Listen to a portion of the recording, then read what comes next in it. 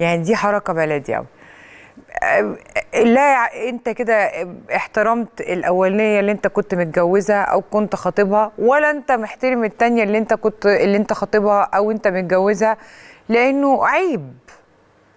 ففكره الشبكه دي هديه، راجل بيهادي واحده بشكلها بمستواها بمستواه بطريقته، اتكلت على الله وراحت رجعت لك الشبكة. بتهادي واحدة تانية بطريقتها بمستواها بشكلها بحكايتها. كل واحدة فينا عندها حكاية، فكل واحدة فينا عندها شبكة.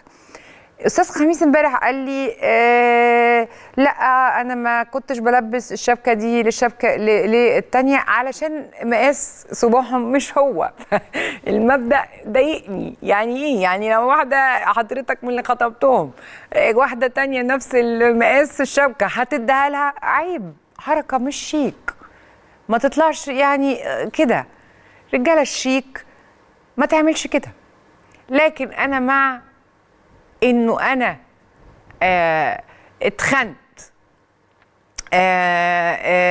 بهدلني، تلفظ الفاظ مش كويسه، عاملني معامله مش كويسه، ايا كان سبب فسخ الخطوبه، باشا شبكتك، شكرا، سلام عليكم وعليكم السلام، الموضوع انتهى.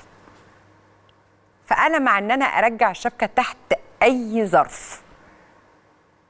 قصه وخلصت وانتهت بحاجتها بشبكتها. وده رأيي وبمنتهى الأمانة